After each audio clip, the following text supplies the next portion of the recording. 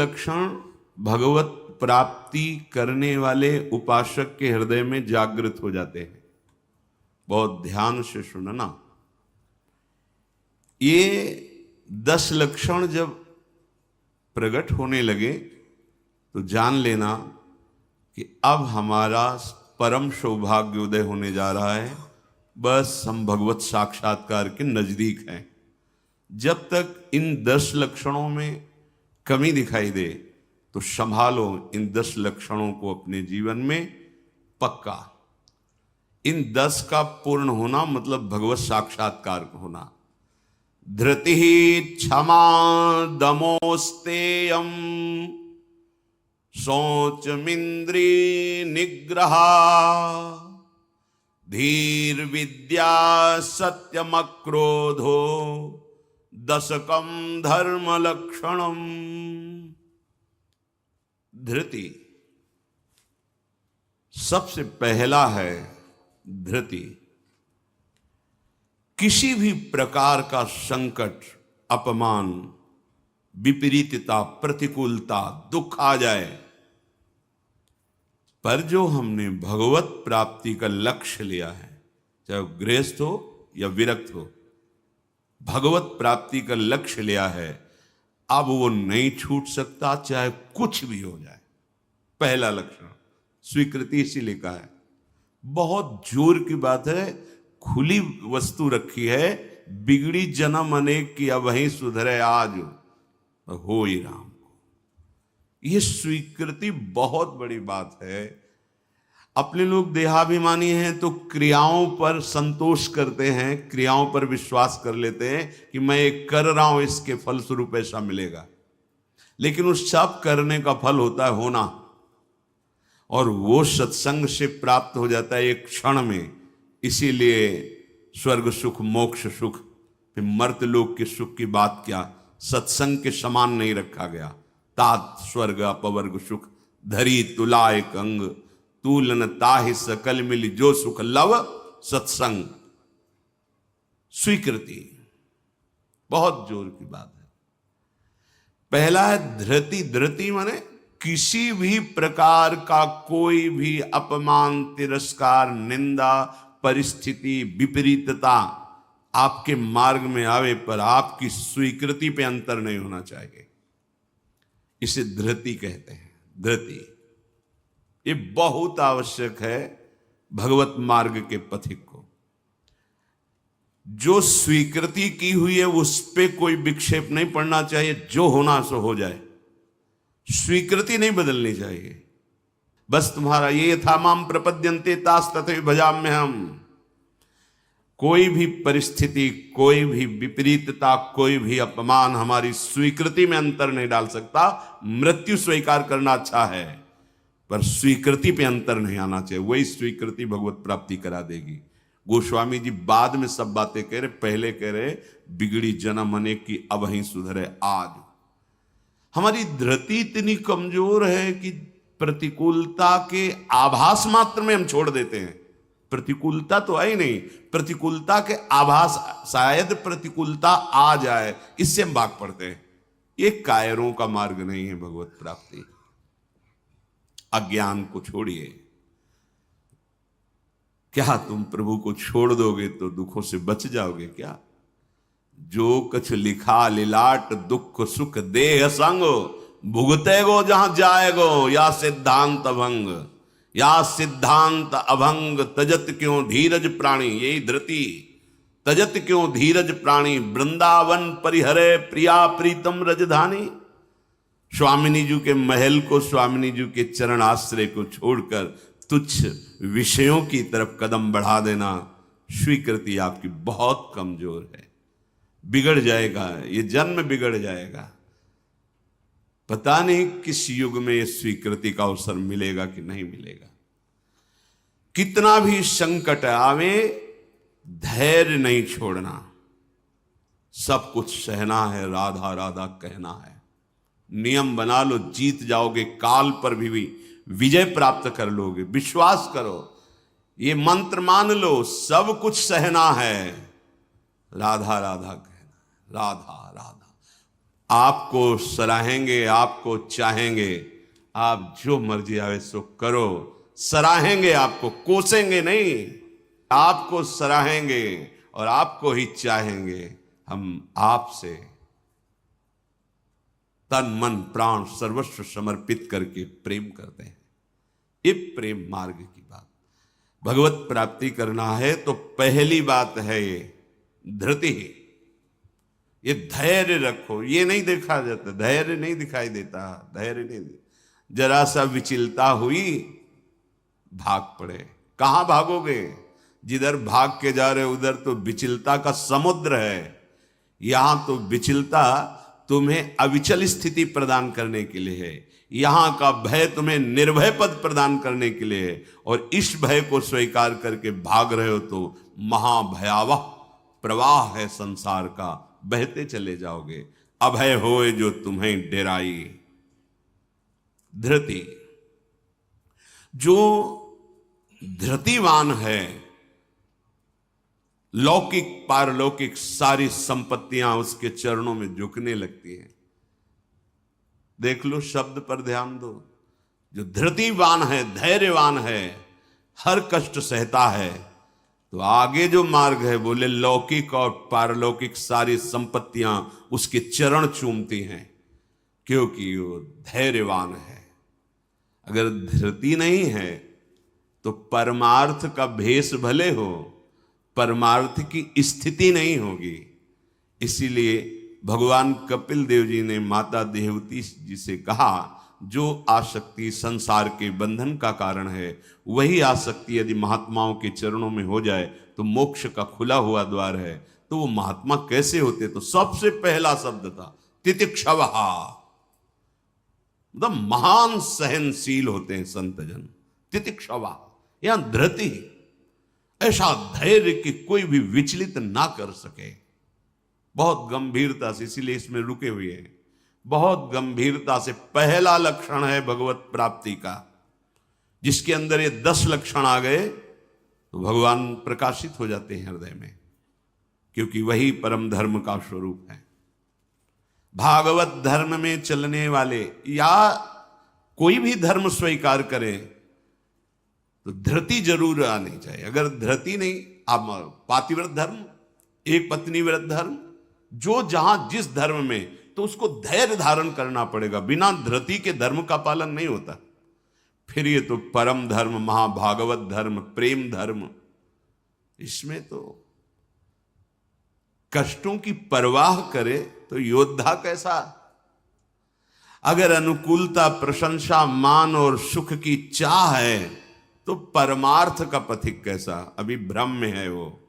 किसकी अनुकूलता? किसकी अनुकूलता? शरीर की। चाहे जितना अनुकूलता देते रहो, ये नष्ट होगा। इसकी अनुकूलता नहीं। श्री कृष्ण अनुकूल लेन, श्री कृष्ण की अनुकूलता को देखो कि हमारे शरीर, मन, वाणी, चेष्टा प्रभु के अनुकूल हो। उसके लिए तुम धैर्यवान बनो। चाहे जितनी निंदा हो, अपमान हो, तिरस्कार हो, संकट आवे, विपत्ति आवे, परवाह नहीं। तो हर विपत्ति संपत्ति बन जाएगी। देख लेना, लिखा है कि जो धैर्यवान होकर परमार्थ में चलता है तो लौकिक और पारलौकिक सिद्धियां और सफलता उसके चरणों में आ जाती है। श्री राधा किंकरीणाम लुठति चरण यो रद्भुता सिद्ध कोटि, करोड़ों प्रकार के वैभव सिद्धियां उसके चरण दास्ता में आ जाती, हाथ जोड़े खड़ी रहती हैं जब सेवा की आज्ञा हो। दूसरी बात है, दूसरा लक्षण है क्षमा। अपने साथ कोई बुराई कर रहा है, भगवत प्राप्ति करनी तो संसारिक आदमी इन बातों को समझ भी नहीं सकता, क्योंकि उसका उद्देश्य अंतःकरण धर्म में अहम ममत्व स्थापित करके भोगों को भोगना और उसी में सुखी होना है। अभी अज्ञान है, वो नहीं समझ रहा। ये परमार्थ के पथिक की बात है। क्षमा, ये इसलिए बोला, वो सामने वाला हमको ऐसा बोलता है, हम चुप रहेंगे। कैसे चुप रह सकते हैं? सामने वाला कौन है? अगर तुम संसारी हो तो संसार है, और परमार्थिक हो तो तुम्हारा आराध्य देव है। तुम्हारी वही तत्व दृष्टि होनी चाहिए जिसकी प्राप्ति के लिए निकले हो। कब करोगे, किस जन्म में करोगे? अभी इसी क्षण से अभ्यास शुरू करो।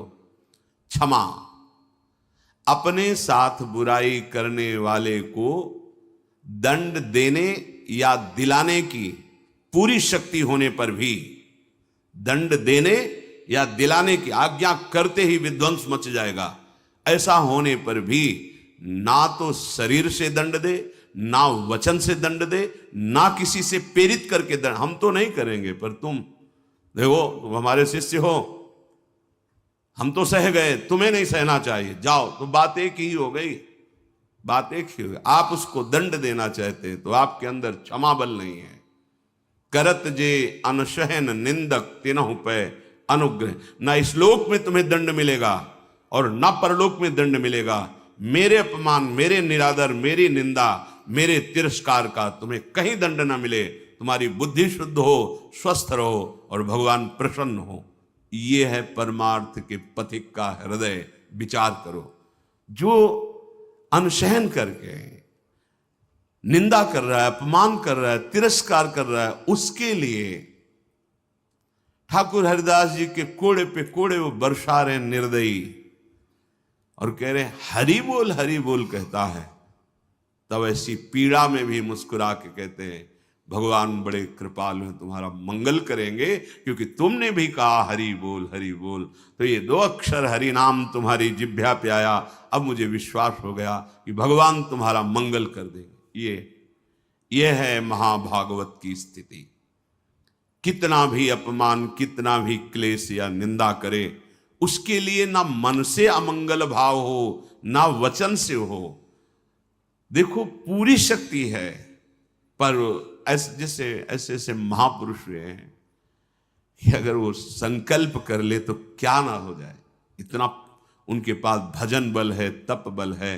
साधारण आदमी उनका अपमान करके पीट के चला जाता, वो बताते भी नहीं कि किसने पीटा है, कभी नहीं। वो कभी लौट कर भी नहीं देखते किसने ऐसा क्यों किया है। क्यों? क्योंकि अगाध बोध संपन्न महात्मा जैसे अपने हाथ से, अपनी दांत से अपनी जिह्वा, अपने द्वारा कोई चेष्टा जो अपने को पीड़ा पहुंचा दे, किसको दंड देंगे? ऐसे वो आत्मस्वरूप सर्वत्र अनुभव करते हैं। इसलिए राग द्वेष रहित महात्मा के हृदय में ये आता ही नहीं है कि इसको दंड दिया जाए। अपने साथ बुराई करने वाले को दंड देने दिलाने की पूरी शक्ति रहने पर भी उसको दंड देने या दिलाने की भावना मन में भी ना आए और उसके हर अपराध को सहकर यथोचित चेष्टा करे कि उसको सुख पहुंचे, उसे भगवत साक्षात्कार होता है, उसे क्षमा कहते हैं। श्रीपाद प्रबोधानंद जी ने कहा नीचापमानम शुद्धा। नीच शब्द इसलिए कि आप उससे महान हैं, आप उस पर शासन कर सकते हैं, आप उसको दंड दे सकते हैं, पर उसके द्वारा किए हुए अपमान को सह गए। कैसे? अमृत मान करके। अमृत, नीचा अपमान। जब कोई गाली दे, निंदा करे, अपमान करे, तब ये बात आवे भगवान इसका मंगल करे। ये भक्त हृदय होता है। अनुकूलता में तो सब कोई आशीर्वाद देने के लिए तैयार हो जाएगा। प्रतिकूल परिस्थिति में भगवत भाव युक्त हृदय होकर कोई अमंगल सोच भी उसके लिए ना करना, ये होता है। देखो, सर पे प्रहार किया नित्यानंद महाप्रभु के, जो जगाई मधाई के चरित्र में आता। महाप्रभु जब चैतन्य देव ये देखा तो सहन नहीं कर पाए कि ऐसे महाभागवत के प्रति ऐसा अपराध।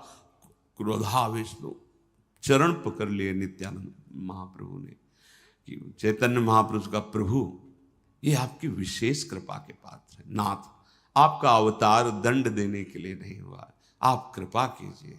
ये आप कह दो कि वो तो अवतारी पुरुष हैं, तो हम किनके बच्चे हैं? हम किस मार्ग में चल रहे हैं? हम उन्हीं के तो बच्चे हैं, उन्हीं की तो अंश हैं, उन्हीं की तो शरण में है। वही नाम जो बोल रहे हैं वही तो हमें दे रहे हैं, कोई दूसरा नाम थोड़ी दे रहे। वही कृष्ण नाम दे रहे हैं, वही राधा नाम दे रहे हैं, जिसमें ऐसी अपार सामर्थ्य है। वो तो स्वयं प्रभु हैं, पर हम कौन हैं? उन्हीं प्रभु के तो अंश हैं, उन्हीं प्रभु के बच्चे हैं, उन्हीं के चरण शरण में हैं, उन्हीं के वचनों के अनुसार चले तो वैसी ही कृपा का अनुभव होने लगेगा। क्षमा। पहला धृति, दूसरा क्षमा। तीसरा है दम। दम कहते हैं इंद्रियों को विषयों से हटाकर प्रभु में लगाना। ये भगवत प्राप्ति के लक्षण वाले महापुरुष का जो भाव है। दम, दमन करना। हमारी इंद्रियां बहिर्मुख होकर भोग भोगना चाहती हैं, इनका स्वभाव बन गया है। दुर्वासना मम सदा परिकर्षयन्ति।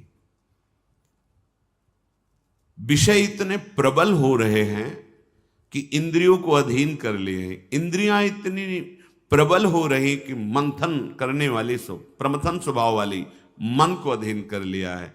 मन इतना प्रमथन स्वभाव वाला बुद्धि को अधीन कर लिया। अब बुद्धि विषय में सुख मान करके सब छूट दिए हैं, तो इंद्रियां मन विषयों में विचरण कर रहे हैं। जो भगवत प्राप्ति करने की लालसा वाला उपासक है वो दम रूपी सद्गुण से युक्त होता है। दम अर्थात दमन करना, इंद्रियों का दमन करना। थोड़ा कठिन है। कामा संजायते क्रोधा, क्रोधा इष्टमति विभ्रमा। जब हमारी कामना बन जाती है कि ये मैं भोग भोगूं और उसमें बाधा पड़ती तो क्रोध आ जाता है। बस ये कामना संकल्प न बनने पावे तो बहुत जल्दी निवृत्त हो जाएंगे। संकल्प बनने का समय हम देते हैं। जब कोई भी इंद्री का विषय आकर्षित होता है तो मन उसको विस्तार से सुख का, भोगा हुआ सुख या सुना हुआ या दृश्य में आया हुआ भोगने की लालसा, और आप अपने भगवत विस्मरण कर दिए और उसमें तन्मय हुए, संकल्प बना, गड़बड़ हो गया।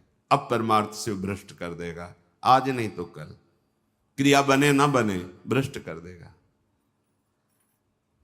संकल्प ही न बनने पाए। संकल्प बनने की छूट कब देते हैं? जिस समय हम ये भूल जाते हैं कि हमारा लक्ष्य भगवत प्राप्ति है।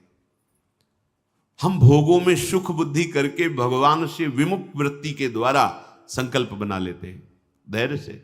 जब हमको ये पता है कि इन भोगों में सुख नहीं, सुख तो सुख सिंधु प्रभु के नाम रूप में है, तो संकल्प कैसे बन गया?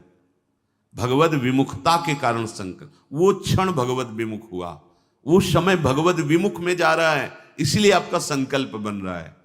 अगर नाम जप कर रहे हैं आप और आपका लक्ष्य है कि मुझे प्रभु के चरणारविंद की प्राप्ति करनी, तो आप इंद्रियों का दमन स्वाभाविक कर लेंगे। बहुत सरलता सहजता से इंद्रियों का दमन हो जाता है। हमारी स्वीकृति ठीक नहीं है, इसलिए जैसे एक दिन एकांतिक में चर्चा हुई थी, आप वैष्णव हैं, आप भगवत दासत्व के चिन्हों से युक्त हैं, आप भगवत प्राप्ति का मार्ग स्वीकार किए हो, चाहे गृहस्थ हो चाहे विरक्त। अब आपके सामने मांस परोसा जाए, आप खाएंगे? बिल्कुल ना, अंदर से ना बाहर से चेष्टा ही नहीं होगी। क्यों? क्योंकि आपकी स्वीकृति नहीं है। ठीक है, मदिरा ना अंदर से ना बाहर से स्फुरण ही नहीं होगा उसको पाने का। क्यों? आपके अंदर स्वीकृति ही नहीं। लेकिन बेविचार,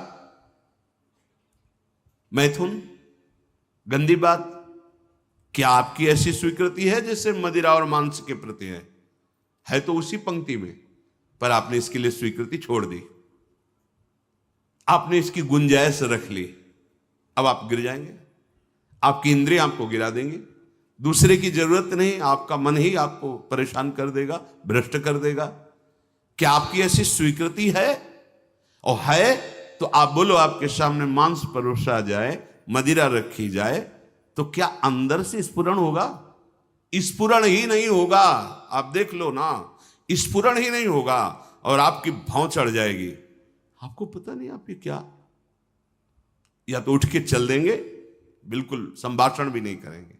ऐसा ही जो शास्त्र विरुद्ध आचरण है, सबके प्रति क्यों नहीं हो रहा? जो हमारे शास्त्रों में भगवत प्राप्ति के विरुद्ध आचरण बताए गए, आप उनको एक लाइन में ही बताया गया है। आप उन शब्दों में दो को तो मान लिए, त्याज्य, स्वीकृति ही नहीं उनके प्रति कि हम वैष्णव हैं, भगवत दास हैं। तो फिर व्यभिचार, मैथुन, ये गंदी चेष्टाएं, इसको उस पंक्ति में क्यों आप स्वीकृति में रख लिए? आपने स्वीकृति की है, और यदि आपकी स्वीकृति वैसे है तो आप बोलो कैसे हो सकता है वो दो बातें जो बोली, कैसे आप स्वीकार नहीं कर सकते? प्रार्थना करने पर, एकांत में मिलने पर भी आप उन वस्तुओं का सेवन नहीं करेंगे, क्योंकि आपकी स्वीकृति नहीं। ऐसे ही स्वीकृति आपकी भगवत प्राप्ति की है तो उसमें बाधक है, फिर आप उस बाधक क्रिया को, बाधक चेष्टा को एकांत में क्यों करते हैं? अपना नाश क्यों करते हैं? ये इंद्रियां और मन मिलकर आपको स्वरूप विस्मृति के गर्त में डालती जा रही। जितना भोगों में सुख का अनुभव करोगे उतने ही आत्मस्वरूप की विस्मृति के गर्त में चले जाओगे। भगवत विस्मृति, काम संजायते क्रोधा, क्रोधा स्मृति विभ्रमा, स्मृति भ्रंशात बुद्धिनाशो, बुद्धिनाशात प्रणश्यति। भगवत प्राप्ति के लिए दमन करना सीखे इंद्रियों का। श्री हरिवंश नाम बल्लहों, अपने मन भाई सब कहों, रहों शरण हरिवंश की। भगवत शरणागति और नाम जब दमन कर सकते हो इंद्रियों का, संकल्प बन जाएगा तो फिर बहुत मुश्किल पड़ेगा, क्योंकि क्रोध प्रकट हो जाएगा। जिस इंद्री के संयोग सुख में आप तन्मय हो रहे हो, उस इंद्री सुख में बाधा पड़ेगी तो आपके अंदर राक्षसी भाव जागृत हो जाएगा। आप कुछ भी कर सकते हो, उस समय मन आपको अपने अधीन किए आप राक्षसी बुद्धि से युक्त हो जाओगे। बहुत सावधान। दम, पहले ही हमारा निश्चय है भगवत प्राप्ति, हम प्रभु से मिलने के लिए चले, तो जो प्रभु के भाव में डूबे हुए महापुरुष जनों ने निषेध किया, ये नहीं, उसको बिल्कुल वैसे ही देखो जैसे और निषेध पदार्थ हैं। दम शब्द से है इंद्रियों का निग्रह, पर इंद्रियों का निग्रह होता है मन के द्वारा, और मन इंद्री दोनों मिल मना खष्टान इंद्रियाणि प्रकृति स्थान कर सेती, तो बची बुद्धि। अब बुद्धि शुद्ध हो तो मन पर अंकुश लगावे, लगाम खींचे, तो इंद्री रूपी घोड़े सहज मार्ग में आ जाएं। सहज मार्ग है भगवत मार्ग, विषम मार्ग है संसार मार्ग। बहुत सावधान। और बुद्धि तभी शुद्ध रहेगी जब हर क्षण प्रभु का स्मरण करेगी। भगवान से वियोग प्राप्त हुई बुद्धि, वियोग माने भगवान से विलग हुई बुद्धि शासन नहीं कर सकती मन और इंद्रियों पर, और भगवान से योग को प्राप्त हुई बुद्धि इनको अपने शासन में रखेगी। तो बुद्धि योग कैसे बने?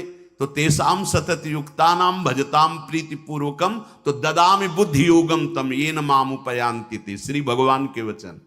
अगर तुम सतत भजन कर रहे हो तो बुद्धि भगवान से युक्त हो जाएगी, भगवान में तन्मय हो जाएगी, इतनी सामर्थ्यशाली हो जाएगी, जहां चाहेगी वहीं रथ को खड़ा कर देगी। लगाम है मन, घोड़े हैं इंद्री, शरीर है रथ, बैठा है जीवात्मा और हाँक रहा है सारथी बुद्धि। ईश भजन सारथी सुजाना, अपने आराध्य देव का सतत भजन मानो सुजान सारथी मिल गया है। अब मन रूपी लगाम को शासन में, तो घोड़े अपने आप सही मार्ग में। इंद्रियों का दमन अर्थात मन का निग्रह, अर्थात बुद्धि का परमात्मा में निरंतर जुड़े रहना। निश्चय में भजन होना चाहिए, बुद्धि कार्य निश्चय, भजन न छूटे। जीत गए आप तीसरे गुण दम को प्राप्त हो गए। चौथा अस्तेय, चोरी का स्वभाव ना होना।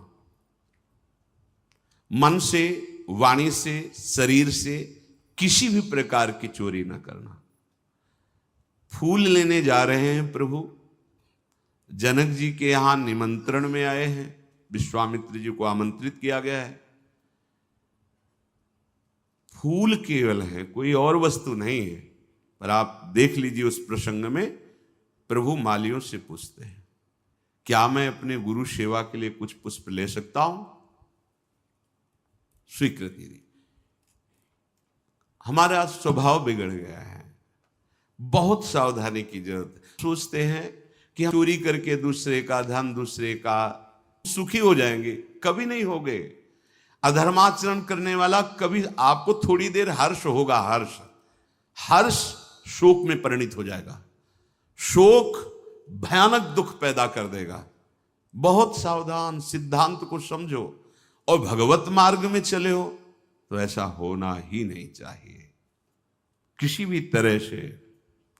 और ये वस्तु बहुत अच्छी लग रही है, नहीं, आज जो हमारी व्यवस्था कर रहा है कल व्यवस्था, हम व्यवस्था के लिए भगवत मार्ग में आए क्या? हम तो भगवत आनंद के लिए आए हैं। शरीर और मन प्राण उनको समर्पित है, वो जाने। किसी भी तरह की मन से, वाणी से, शरीर से चोरी नहीं होनी चाहिए।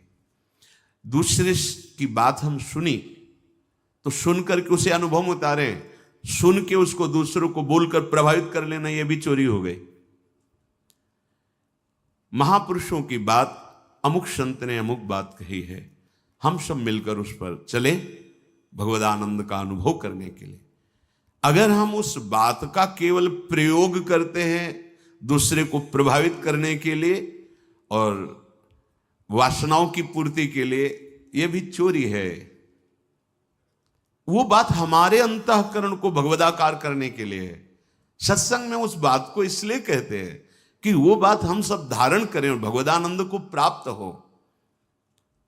किसी भी तरह का मन में या तन में या वचन में ये छुपाव भाव, ये चोरी भाव, हम चाहते कुछ हैं और वाणी से कुछ बोल रहे हैं, वो ठीक नहीं है।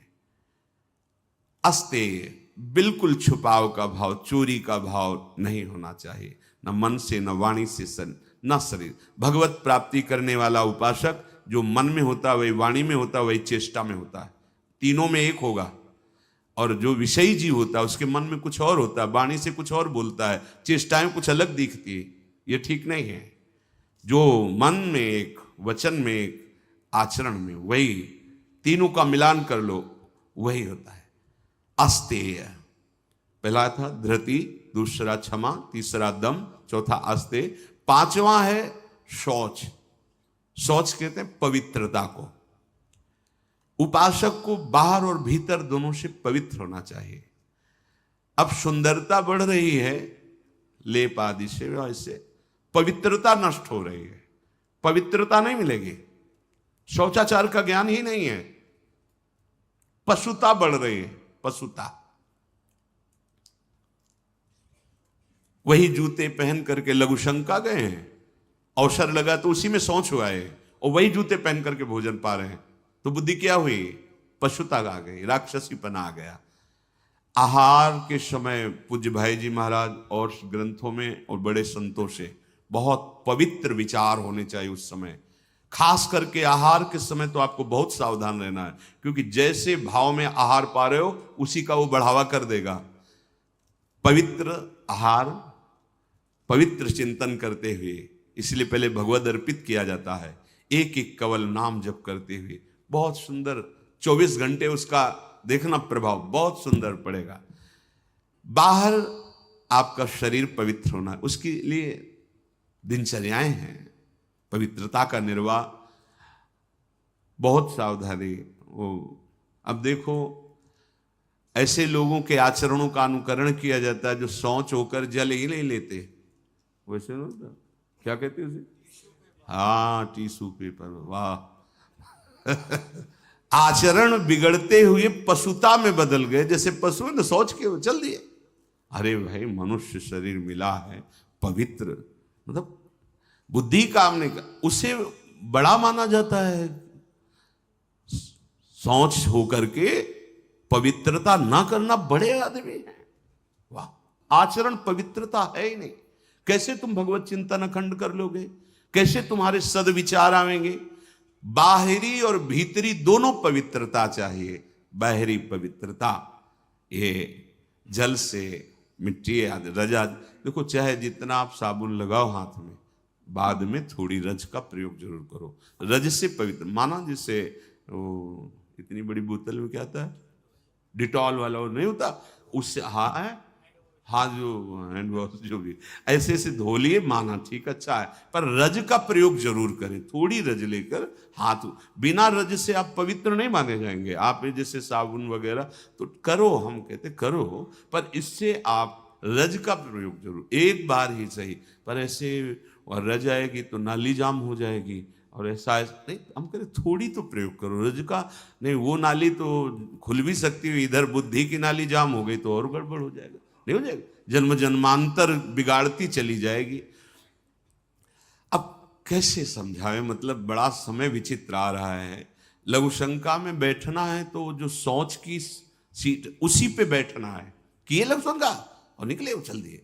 अरे पूरे अपवित्र हो गए, उस पे बैठने के लिए उतना ही वस्त्र धारण करो जितना तुम्हें धोना हो, तभी आप भगवत मार्ग में चलने, तभी आप चल सकते हैं। बुद्धि काम नहीं करेगी। अब जरा सा भी कुछ भी मुख में जाता है तो हमें कई बार समझाना होता है, श्री जी का प्रसाद है, प्रसाद। तब मन मंत्र की तरफ बढ़ता नहीं, एकदम घबरा के मुख में कुछ गया जूठा हुआ तो उसे समझाना पड़ता है, चरणामृत है, श्री जी का प्रसाद है। अभ्यास। हम बातचीत कर रहे हैं और बाथरूम के पादुका में पैर जा रहा हो, बंद मंत्र, नाम चलना प्रारंभ। हमें बाद में ज्ञान होगा, वो पहले हो गया। अभ्यास। अगर आपको कई बार शौच लगती है, आप बाथरूम तो बंद ही होते हैं, उचित वस्त्र धारण कर लो, या जैसा हाथ धो लिए, यहां से हाथ धो लिए, कुल्ला कर लिए, ये जो छिद्र है इनमें जल लगा लिया, कमर से स्नान, चाहे जितनी बार, इतना तो करना है। 2 बार तो सर्वांग आप कर लीजिए, बीमार हैं ऐसा है तो ऐसे कर लीजिए। अगर आप ऐसे पवित्र नहीं रहेंगे तो मंत्र नहीं चलेगा, भजन नहीं होगा। आप खुद देख लीजिए, बाहरी पवित्रता और आंतरिक पवित्रता, छल कपट ये सब अंदर ना रखते हुए नाम जब चल रहा है, अंदर पवित्र हो जाएंगे। तो जल मिट्टी और यथा योग्य जो गुरुजन आदेश करते हैं वैसी दिनचर्या से ये बाह्य शरीर की शुद्धि होती है। राग द्वेष दंभ कपट वैर अभिमान, इन विकारों का नाश होने पर अंतःकरण स्वच्छ होता है। ये विकार सब नष्ट हो जाएंगे। सत्संग सुनते रहिए, नाम जप करते रहिए। तो ये शौच अर्थात पवित्रता, बाहरी और भीतरी दोनों आवश्यक है।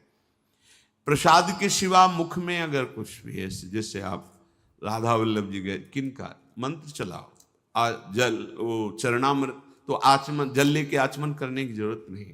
अन्यथा आप जैसे फिर तो अच्छे से कुल्ला करो, आचमन करो, फिर आप मंत्र जप करो, हर समय पवित्र। लघु शंका पहले बराबर कमंडल में जल रखते थे, अब तो कहीं जाना आना ही नहीं तो कमंडल पास रहेगा, उसमें छोटा सा गिलास। अपनी दिनचर्या में आप भगवत प्राप्ति के मार्ग में चले हैं और आप ऐसे ही मनमानी, ऐसा नहीं। हम गुरुजनों को, बड़े महापुरुषों को देखा, पवित्रता का निर्वाह, पवित्रता का निर्वाह नहीं तो फिर सेवा या सुमिरन दोनों में विक्षेप पड़ने लगेगा। मनमानी आचरण मत कीजिए। आपका वस्त्र पवित्र होना चाहिए, पानी से निकाल लीजिए, पवित्र होने। ऐसे मनमानी आचरण करोगे तो भजन में रुचि नहीं होगी। ये भगवत प्राप्ति जिसको होनी उसके लक्षण बताए जा रहे हैं। वो बाहर और भीतर से बहुत पवित्र रहता है। हम किसी को छूने की चेष्टा न करें। कोई छू रहा है हमें, उसमें कोई दोष, हम जा रहे हैं ऐसे छू गया कोई बात, हम किसी को बहुत सावधान। हमारे अंदर मंत्र चल रहा है, हमारे अंदर भजन चल रहा है, अब वो उसकी दिनचर्या क्या है, वो कैसे पवित्रता का निर्वाह करता है। तो अगर वो हमसे ऐसे धक्का लगे तो हम उस अपने को नहीं मान, हम अपनी तरफ से चेष्टा नहीं करते। बिल्कुल भगवत मार्ग में जो भगवत प्राप्ति के लिए बहुत सावधानी की, पवित्रता की आवश्यकता है। फिर है छठा,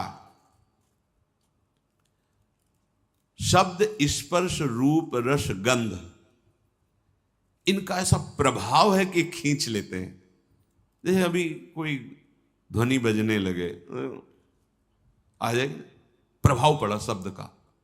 अभी कोई चीख दे, ऐसे शब्द का प्रभाव पड़ा ना, ऐसे रूप का प्रभाव पड़ता है, ऐसे रस का प्रभाव पड़ता है, गंध का प्रभाव पड़ता है, स्पर्श का प्रभाव पड़ता है।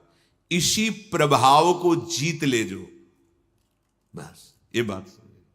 हमारा जो नाम चल रहा है, अब कुछ भी गाए, कुछ भी बजाए, कुछ भी शोरगुल हो, उस पे अंतर नहीं पड़ना चाहिए। हम रूप आशिक हैं प्रियालाल के, आप कोई भी रूप हो, हम स्वादी हैं प्रियालाल के उच्छिष्ट के, अधरामृत के, जो उनका उच्छिष्टामृत भुक्त वही हुआ। इसके अलावा कुछ भी अमृत भी हो तो हमारे लिए, हमारी गंध श्री जी के श्री चरणों में चढ़ी हुई तुलसी पुष्प, श्रीअंग का इत्र, प्रसाद, माला आदि, बस। इससे क्या होगा, शब्द स्पर्श रूप रस गंध पर आप विजय प्राप्त कर लेंगे। सनकादि के लिए जैसे आता है कि शब्द स्पर्श रूप रस गंध पर विजय प्राप्त की हुई महापुरुष के भी घ्राणेन्द्री में जब प्रभु श्री हरि के श्री चरणों की तुलसी की गंध गई तो प्रेम विकल हो गए, ऐसा था। ये जो हमारी इंद्रियां स्पर्श सुख में, देह सुख, स्पर्श सुख में, रूप में, रस में, गंध में, शब्द में हमें भगवत प्राप्ति करनी, इसका हमें परिवर्तन करना होगा। हमें जहां भागवतिक शब्द श्रवणेन्द्रिय में पड़े तो नाच पड़ना चाहिए, प्रापंचिक शब्द तो उदासीन हो जाना चाहिए। भगवत भाव से सबके चरणों में प्रणाम, मेरे प्रभु सब इन रूपों में समाये हुए, ठीक है। ऐसे कोई रूप, और वास्तविक जब आप इतने महान रूप की प्रेमी भाव में चल रहे हैं तो कोई रूप आकर्षण नहीं कर सकता, नहीं कर सकता, है ही नहीं। देवलोक भूलोक रसातल सुनि कवि कुल मत डरिए, सहज माधुरी अंग अंग की कई कासो पट तरिए। कौन सा रूप? कोई भी रूप ऐसा नहीं कि चित्त में क्षोभ पैदा कर दे। कई बार विनोद में कहा है कि जैसे मकान में आग लग जाए तो कैसा दिखाई देता है, ऐसे ही जो रूप आशिक प्रभु के होते हैं, कहीं भी कोई भी रूप बहुत सुंदर वो नहीं। जितना सौंदर्य यहां से ब्रह्मलोक तक है, हमारे प्रभु के सौंदर्य सिंधु के बिंदु के एक सीकर से है। कोटि काम मूर्छित हो जाए ऐसे तो लालजू महाराज हैं। एक काम पूरे त्रिभुवन में तांडव मचाए हुए है। करोड़ काम जिनकी मंद मुस्कान से मूर्छित हो जाए, वैसी जो लालजू की रूप लावण्य महिमा है, वो लालजू हमारी लाडली जू, निर्तन भ्रकुटी, बदन अंबुज मृदु, सरस हास, मधु बोलन तो अति आसक्त लाल। अब ऐसे रूप के आशिक, ऐसे रूप की चाह करने वाले किसी रूप में वो प्रभावित हो जाएंगे। ये जो छठवां है इंद्रिय निग्रह, अर्थात शब्द स्पर्श रूप रस गंध, ये जो इंद्रिय के ज्ञानेन्द्रिय के 5 विषय हैं, इन किसी विषयों को भी भगवद विमुख होकर स्वीकार न करें। प्रभु से अर्पित है, जैसे विशेष विशेष गंध हैं, पर अगर प्रभु को अर्पित नहीं तो हमारी घ्राणेन्द्रिय उसे वो आ रही पर उसका महत्व नहीं है। और प्रभु में अर्पित है, हमारी प्रियाजू के श्री चरणों में चढ़ा हुआ है, ये पुष्प है, ये इत्र है, ये माला उनके श्रीअंग, अहो भाग्य, बार बार वो जीत जाएगा। फिर उसके घ्राणेन्द्रिय को लुभायमान नहीं कर सकता। श्रवणेन्द्रिय यदि प्रभु के जस को सुनने के लिए बावरों सो रस में फिरे, खोजत नेह की बात, तो विश्व का कोई भी शब्द उसे आकर्षित नहीं कर पाएगा। और रसेंद्रिय यदि प्रभु का केवल उच्छिष्ट भोगती है, वाकेंद्रिय केवल प्रभु के जस में है, आप जीत गए शब्द स्पर्श रूप रस गंध। बहुत सुंदर बात है, हम यहीं फंस जाते हैं। देखो, एकांत में आप कौन सा शब्द सुनते हैं? बिल्कुल खुली बात है, सभा में तो हम गान कर रहे हैं, लेकिन एकांत में कौन शब्द आपको प्रिय है? अगर एकांत में आपको नाटक, नौटंकी, नाना प्रकार के प्रापंचिक विषय सुनने और देखने में रुचि है, तो अभी आप इंद्रिय निग्रह नहीं कर पा रहे हैं। अभी आप भगवत दर्शन की लालसा वाले उपासक नहीं हैं। समझिए, आपका लक्ष्य भगवत प्राप्ति है। आप अपने मन को समेट कर इंद्रियों सहित भगवान के चरणों में समर्पित करने की तैयारी कर लिए। आप कुछ नहीं, अब तो विश्वंभर भगवान को समर्पित कर दो, पूरा विश्व वो देखे, आप उनको देखो, आप उनके चरणों का चिंतन करो। ये जो भगवत प्राप्ति के लक्षण की बात है, ये जन साधारण नहीं समझ सकते, इसलिए सावधान करके कह रहे हैं। आपका लक्ष्य बन गया भगवत प्राप्ति, तो आप ऐसे शब्द ना सुने जो आपके मन को खींच ले, ऐसे रूप को न देखें जो रूप राशि के दर्शन के लिए हृदय लालायित करना चाहते हैं हमारे मन को, हमारी इंद्रियों। ऐसा कोई रस, ऐसे कोई घ्राणेन्द्रिय का विषय, ऐसा कोई स्पर्श जो आपको भ्रष्ट कर दे अपने मार्ग से, सावधान। पर जो भगवत प्राप्ति की लालसा वाला होता है, वो शब्द स्पर्श रूप रस गंध, इस पर विजय प्राप्त किए होता है या विजय प्राप्त करना चाहता है। सातवां धी है। धी अर्थात बुद्धि। आपका आहार सात्विक होगा, संग सात्विक होगा, शास्त्र सात्विक होंगे, वार्ता सात्विक होगी, तो आपकी बुद्धि भी सात्विक हो जाएगी। जो रोज सत्संग सुनता है, सत शास्त्रों का अध्ययन करता है और प्रभु का नाम जप करता है और विचारवान है, विचारवान, वो बुद्धि भगवत प्राप्ति के योग्य हो जाती है। ध्यान दीजिए, जो रोज सत्संग सुनता है, सत शास्त्रों का स्वाध्याय करता है, भगवत भजन अर्थात नाम जप करता है और विचारवान है, कोई भी चेष्टा, कोई भी क्रिया बिना विचारे नहीं, विचार बिना विचारे जे करें चे पाछे पछताएं। हमें विचार करना है। ये जो हम सोच रहे हैं, जो हम करने जा रहे हैं, शास्त्र सम्मत है? नहीं, तो फिर नहीं। जिसमें निरंतर प्रभु में मन लगाने के सहयोग हो, ऐसा बुद्धि निश्चय करने वाली, वो भगवत प्राप्ति की योग्य हो जाती है। हमें वही सुनना है, वही देखना है, वही बोलना है, वही चेष्टा करनी, जिससे हमारा भजन बढ़े, भजन सुरक्षित रहे, भजन पच जाए। ये सारा क्षेत्र बुद्धि का है। बुद्धि में विवेक है, वो बढ़ाएगी भजन, बचाएगी और पचा लेगी।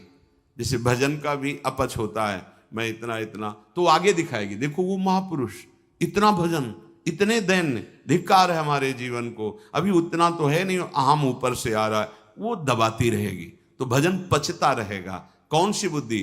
जो रोज सत्संग सुनती है, शास्त्र स्वाध्याय, नाम जप और विचारवान है, ऐसी बुद्धि भगवत प्राप्ति की योग्य हो, अर्थात निश्चय। अगर बुद्धि विषयों में लगी हुई है, धन संपत्ति मान को श्रेष्ठ मानती है, तो ये निश्चय ही नहीं कर पाएगी कि परमात्मा प्राप्ति करना है। भोगेश्वर प्रसक्ता नाम तया प्रहत चेतसाम व्यवसायत्मिका बुद्धि समाधौ न विधीयते। आठवां है विद्या। जैसे प्रश्न आता है कि जब भजन मार्ग में चलना है तो पढ़ना लिखना सब व्यर्थ ही है, क्यों पढ़े लिखे? क्योंकि आजकल ऐसी विद्या पढ़ाई जाती है, ऐसी पढ़ाई जाती है। हम उस विषय पे नहीं जाते, हम ये जाते हैं कि यदि आपको अक्षर मात्रा इनका सब ज्ञान नहीं है, तो आपको हो सकता है कि सत्संग सबके सौभाग्य में तो नहीं है ना, तो आप ऐसे गीता पुरुष या बहुत जगह से महापुरुषों की वाणियां हैं, अगर आपको अक्षर मात्रा का ज्ञान नहीं तो आप कैसे पढ़ पाएंगे? अगर आपको ये लौकिक विद्या जो काखा गगा है, इसमें ब्रह्म विराजमान है। कई बार ये वार्ता हुई कि जैसे भगवान कण कण में विराजमान है, ऐसे हर अक्षर में विराजमान है। आ ब्रह्म का स्वरूप माना गया है। का, खा, गा, घा, आ निकलता है ना, ज्ञा तक निकलता है। आप जो विद्या पढ़ रहे हैं साक्षात ब्रह्म स्वरूप है। जो आप जानकारी ले रहे हैं, उस सृष्टि की जो ले रहे हैं, वो ब्रह्म स्वरूप है। उसे आप भजन से अलग मत मानिए, ध्यान देकर पढ़िए। हाँ, अब पढ़ लिख करके उद्दंडता करना, कपट करना, हिंसा करना, चोरी करना, तो होगा कि क्या हुआ तुम्हारी पढ़ाई से? आप विद्या से, जैसे विद्या विनयम ददात, विनम्र होता है, गंभीर होता है, बुद्धि उसकी निर्णायक होती है, प्रवीण होती है। पर यदि भ्रष्ट आचरण करोगे तो वही विद्या अविद्या का रूप धारण कर लेगी। तो विद्या निषेध नहीं है, अविद्या निषेध है। आप खूब अच्छे से पढ़िए, आप खूब पदाधिकारी बनिए, समाज की सेवा करिए, आप जानकारी लीजिए। ये जगत भगवत स्वरूप है। अगर आप अभी से प्रमाद कर लिए तो भजन में स्थिति है नहीं। हम देखते हैं जो बच्चे पढ़े लिखे हैं ना, एक बार समझा दो तो कदम सोच समझ के रखते हैं। हाँ, हम ये कहते हैं यदि ऐसी रति है कि राधा राधा राधा राधा राधा सत्संग और नाम जप करते हुए आप तो सच्ची मानिए सब शास्त्रों का ज्ञान अपने आप हो जाएगा। पर ऐसा बहुत ही कठिन है, कोई बिरला ऐसा जो ऐसे चल पाए, नहीं तो इसलिए पढ़ना आवश्यक है।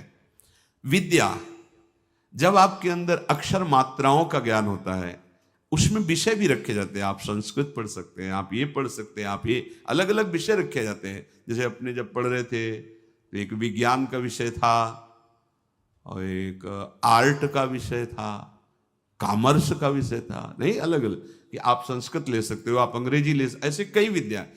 अगर हमको अक्षर मात्रा और ठीक ज्ञान है तो हम वेद का स्वाध्याय कर सकते हैं, आगे हम संस्कृत पढ़ें, हम अपने शास्त्रों को पढ़ सकते हैं। अब ऐसा क्या कि शास्त्र तो आते नहीं, भजन में रुचि नहीं, तो आपके अंदर ज्ञान स्फुरित कैसे होगा? हम उन महात्माओं को देखकर बोला कि का नहीं पढ़े लेकिन एक क्षण भी नहीं नाम छोड़ रहे, तो सारा ज्ञान जागृत हो गया उनको। यही अपने वृंदावन में पूज्य मथुरा दास जी थे, वो खुद कहते थे, ए जी हमने कभी स्कूल का मुंह नहीं देखा, अर्थात कभी स्कूल नहीं गए, और 50-50 श्लोक महाभारत के एक साथ बोलते चले जा रहे हैं और फिर नंबर बाय नंबर उसका अर्थ बताते चले जा रहे हैं। ये सब क्या हो रहा है? बड़ा विचित्र है। जब हमारा चित्त प्रभु में जुड़ जाता है तो प्रभु पूर्ण है, तो कोई भी ऐसा ज्ञान नहीं जो उसके अंदर, पर अभी खेलने कूदने की अवस्था में प्रमाद स्थिति के कारण वो आड़ लेते हैं कि हम भजन करेंगे और विद्या नहीं पढ़ते, इसलिए पढ़ना चाहिए। पढ़ो, अब हमारी समझ में आया है कि पढ़ो, अपने को पहले दिनचर्या में लाओ, माता पिता के अधीन रहो, शास्त्र की बातें समझने के लिए विद्या का अध्ययन करो, कोई पद मिलता है तो समाज सेवी बनो, अधर्म का त्याग करते हुए धर्म पे चलने वाला महात्मा ही माना जाता है, चाहे वो गृहस्थ में हो चाहे विरक्त में हो। इसलिए विद्या ही अध्यात्म विद्या की तरफ ले जाती है। आप पढ़े लिखे हो, हमारी बात समझ रहे हो? नहीं, समझ नहीं पाओगे। अब पढ़े ही नहीं तो निवृत्ति का अर्थ क्या समझ पाओगे? पढ़े ही नहीं तो प्रवृत्ति का अर्थ क्या समझ पाओगे? उनकी बात जाने दो जिनको लोक परलोक से कोई मतलब नहीं है, बस शुरू है भगवान नाम निरंतर, वो सिद्ध महापुरुष। अब कहां वृत्ति है? स्कूल जाने की रुचि नहीं, विद्या पढ़ने की रुचि नहीं, मोबाइल के पूरे इंजीनियर हैं छोटे छोटे बच्चे। हाँ, मतलब अभी इतने बड़े हैं, वो क्या सर्च करना है आपको बोल दो, बस बोलिए, आप वो सर्च किए बैठे। क्योंकि वायुमंडल ऐसा है, वातावरण ऐसा है, 4 बच्चे जहां मिले तो बिना सीखे सब आने लगते हैं, उनको कुमार्गगामी प्रवृत्तियां। इसलिए विद्याध्ययन, शास्त्र स्वाध्याय, तभी वो अध्यात्म विद्या की तरफ बढ़ेगा। जिससे यथार्थ ज्ञान प्राप्त होता है उसे ही विद्या कहते हैं। नवा है सत्य। सत्य बोले, सत्य आचरण करे, असत आचरण, शास्त्र विरुद्ध आचरण नहीं, असत वार्ता। सत्य क्या है? भगवान है, सत्य नारायण है, सत्य श्री कृष्ण है। भगवत भाव से चर्चा करना, भगवत भाव से व्यवहार करना, ये सत्य आचरण होता है, ये सत्य वार्ता होती है। जैसा अंतःकरण और इंद्रियों में आपने निश्चय किया है वैसा ही बोलिए, उसमें छल कपट करके बनावटी शब्द दंभ वाले नहीं होने चाहिए। यह ध्यान में रखना चाहिए कि आप जो बोल रहे हैं उससे किसी के हृदय में ठेस नहीं पहुंचनी चाहिए। जो बोल रहे हैं उससे दूसरे को लाभ प्राप्त होना चाहिए। जो बोल रहे हैं वो यथार्थ सत्य होना चाहिए, कपट रहित, दोष रहित, अहित करने वाली वाणी नहीं होनी चाहिए। और 10वां है अक्रोध। कोई भी आपके प्रति कैसा भी बर्ताव करे, आपको क्रोध नहीं करना, यह नियम लेना है। इसमें दूसरा था क्षमा। क्षमा और क्रोध में अंतर है। जो हमारे प्रति अमंगल बर्ताव कर रहा है उसका मंगल हो, कभी अमंगल न हो, ये क्षमा है। अब जो हमें क्रोध दिला रहा है तो हमें नियम लेना कि हमें गुस्सा नहीं करना, वो दिलाएगा। देखो, जब आप परमार्थ पे चलते हो तो आपके अंदर और बाहर दोनों जगह ऐसी परिस्थिति पैदा की जाएगी कि आपको क्रोध आवे, आपके अंदर की वृत्ति बिगड़ेगी।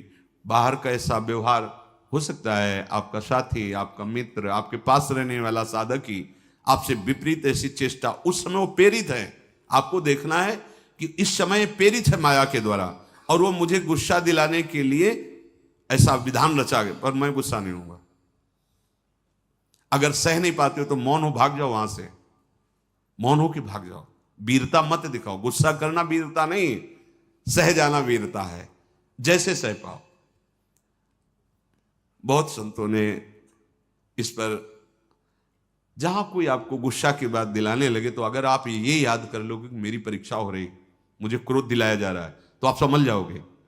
पर बस यही रहे कि मेरी परीक्षा हो रही, मुझे गुस्सा नहीं करनी, नहीं, सोचते सोचते फिर कड़ुआ वचन निकलने लगेगा, फिर मारपीट भी होने लगेगी। पर सोचो अपने साधुओं के साधक होके एक दूसरे को गाली दे रहे, लड़ रहे, ये कोई साधुता है? ये कोई मार्ग? अक्रोध, क्रोध नहीं करना। नियम लेना पड़ेगा ना कि क्रोध नहीं करना, वो दिलाएंगे क्रोध। बड़े विचित्र विचित्र लीलाएं होती। 100 बार थूका, क्रोध नहीं आया, ऊपर से थूका। तो उन्होंने यही कहा कि आपकी तो बड़ी कृपा हुई जो एक दिन में 100 बार मुझे गंगा स्नान करने को मिला, 100 बार हमें स्नान करने का सौभाग्य मिला। ये हो सकता है हमारे साथ व्यवहार ऐसा हो कि जिससे हमें क्रोध आवे, तो हमें तुरंत सोचना है, तुरंत वही सोच सकता है जो साधक है, ये मेरी परीक्षा आई है, नहीं मुझे गुस्सा नहीं कर, राधा राधा राधा राधा राधा राधा राधा, भैया राधा, बढ़ो आगे बढ़ो, गुस्सा नहीं कर रही। अक्रोध, अपनी कोई बुराई करके, अपना कोई प्रतिकूल व्यवहार करके क्रोध दिलाना चाहता है। आप अक्रोध, आपको गुस्सा नहीं करनी। क्षमा में और अक्रोध में अंतर है। हम गुस्सा नहीं करेंगे, पर क्षमा उसको मंगल मनाएंगे, उसके प्रति कोई प्रतिकूल व्यवहार नहीं होगा और उसका मंगल होगा। मन वचन कर्म से इसको, हमारे प्रति जो अपकार किया, कभी इसको दंड ना मिले, ना भगवान दंड देना या लोक में दंड, उसे क्षमावान कहते हैं। बहुत बड़ा बल है ये साधु का, इसीलिए दूसरे नंबर पे है क्षमा। ये जो क्रोध है वो हमें दिलाने की चेष्टा कर रहा है, हम उसका मंगल भी मनाने वाला विषय नहीं। अब हमें इसमें सावधान रहना, गुस्सा नहीं होना। देख लो, आज नियम लियो लोगे, शाम तक कोई ना कोई ऐसा आपको गुस्सा बाहर से नहीं अंदर से आ जाए। परसों मिला था ना, उसने अब जलने लगे, गुस्सा आने लगी, परसों की बात या वर्षों की बात, मन है वो लाएगा अभी। अच्छा ऐसा मतलब, तो हमको क्या समझ रखा है? भगवान मतलब वो मना, गुस्सा आ रही ना, देखो इतना तो विलंब न करो, तो दंड दो जिसे 4 लोग देखे ना कि वैष्णव अपराध का क्या मतलब होता है। कहां गए? उसी समय अंदर वाली वृत्ति करो, नहीं मुझे गुस्सा नहीं होना, मुझे किसी का मंगल नहीं मनाना, क्योंकि मुझे भगवत प्राप्ति करनी। क्षमा और अक्रोध दोनों में भेद यही है। जो कुछ होता है मन में या बाहरी व्यवहार में, हमको उसे सहना है, क्रोध नहीं करना है। ये जो 10 प्रकार के लक्षण बताए गए, उपासक सावधानी पूर्वक इनको धारण करे। अगर ये लक्षण है तो भगवत प्राप्ति निश्चित है। पुनः पहला है धृति, अर्थात हम ऐसी स्वीकृति में रहें कि कोई भी परिस्थिति हमारी स्वीकृति को न नष्ट कर पावे। हमारा लक्ष्य है निरंतर भजन, हमारी स्वीकृति ऐसी जन्म में भगवत प्राप्ति। दूसरा क्षमा, कोई कितना भी हमारे साथ व्यवहार, हम अंदर से उसका अमंगल नहीं होने, तो आप कहोगे ऐसा कैसे? वहां भगवान बैठे, सच्ची मानना। आपको लगता है वो तो अमंगल करता चला जाएगा, नहीं, तुम्हारी क्षमा सांप से भी बढ़कर उसको शासित करेगी। उमा क्षमा साप होते भारी, अपने कर्म जाय अपकारी। अगर आप लड़ गए, आप ऐसे कटु वचन बोल रहे हैं, तो शायद उसका सुधार ना हो, लेकिन आप सह गए तो ये क्षमा जा करके उसको जो दंड देगी वो सुधार पे आए, उसका मंगल नहीं होगा, और उसको ऐसी जलन, ऐसी दंड स्थिति देगी कि वो सुधर करके मार्ग में चलने लगेगा। तीसरा दम, इंद्रियों का, मन का दमन करना, और ये बुद्धि से होता है। जब नाम जप करोगे, बुद्धि योग बना रहेगा, तो मन का भी दमन होगा, इंद्रियों का भी दमन होगा। आस्ते मन वाणी शरीर से किसी भी प्रकार की चोरी ना करना। ये जो लोभ प्रवृत्ति है बहुत सूक्ष्म होती है, बहुत सूक्ष्म होती है। इसको न शरीर से, न मन से, न वाणी से, किसी भी तरह से हमें चोरी नहीं करनी। शौच बाहर और भीतर से पवित्र रहने की चेष्टा करनी है। छठवां इंद्रिय निग्रह, अर्थात शब्द, स्पर्श, रूप, रस, गंध, ये हमें परास्त न कर पावे जो माया जनित है। सातवां धी, अर्थात सत्संग के द्वारा, शास्त्र स्वाध्याय के द्वारा, नाम जप के द्वारा, विचार के द्वारा हम अपनी बुद्धि को प्रभु से जोड़े रहें। विद्या, वही जो अध्यात्म विद्या तक पहुंचा दे। नवा सत्य, यथार्थ, प्रिय, हितकर भाषण, और सत्य हैं प्रभु। अगर प्रभु को लेकर आप वार्ता करते हैं, प्रभु को लेकर के आप अपने कार्य करते हैं, तो सब भगवत स्वरूप हो जाते हैं। 10वां अक्रोध, किसी भी परिस्थिति में गुस्सा ना करना। अपने लोगों को रहता है कि गुस्सा से सुधार हो जाता है, मुझे लगता है कि नहीं होता। कि नहीं जैसे हम गुस्सा करते हैं तो सब संभल जाते हैं, नहीं होता, क्योंकि वो आसुरी प्रवृत्ति है। आसुरी प्रवृत्ति से ना अपना मंगल होगा ना सामने वाले का। हाँ, भगवत भाव रखते हुए अगर वो नाटक है तो कोई बात नहीं। गुस्सा का एक नाटक भी होता है, वो ऐसे से ऐसा, पर अंदर ना जलन है, ना अंदर द्वेष है, न घृणा है। ये आप देख लो। ऐसा नहीं कि भरपूर गुस्सा हो गए फिर इसके बाद सिद्धि दिखाई कि हम तो नाटक कर रहे थे। वो भगवान अंदर बैठे हैं, वही भगवत प्राप्ति की बात है। बिल्कुल उसके प्रति भगवत भाव है, बिल्कुल कोई जलन नहीं किसी तरह की, और किसी तरह की अभद्र वाणी नहीं है। और आप शासन, आप ऐसा नहीं करना चाहिए आपको, अगर आप ऐसा करते तो आप चलिए बाहर निकलिए, खड़े होइए। वो केवल सुधार के लिए माना जाएगा, जहां अंदर जलन नहीं हुई, अभद्र वाणी नहीं हुई और आपका भगवत भाव है। ये अक्रोध स्थिति में भी ऐसा आप बाहर दिखा सकते हैं, पर ये स्थिति छोटी मोटी नहीं है। इसलिए पहले हमें पूरा क्रोध धारण करना है, गुस्सा नहीं करें। हमें लगता है कि अगर हम किसी से प्रेम बर्ताव तो माना वो अभद्र है, माना उसका दुष्ट स्वभाव है कि दब गया, लेकिन ये हमारा जो सत्य स्वभाव है अक्रोध, ये जब महापुरुष जन जो सम भाव में अक्रोध स्थिति में रहते थे तो कहा नहीं जाता कि सिंह और गाय एक घाट में पानी पीते थे।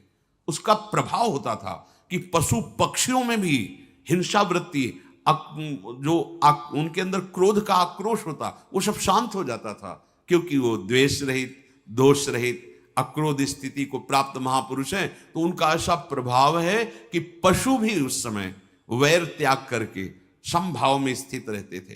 प्रकृति पर उसका प्रभाव पड़ता है। इसलिए ये 10 लक्षण भगवत प्राप्ति के लिए अनिवार्य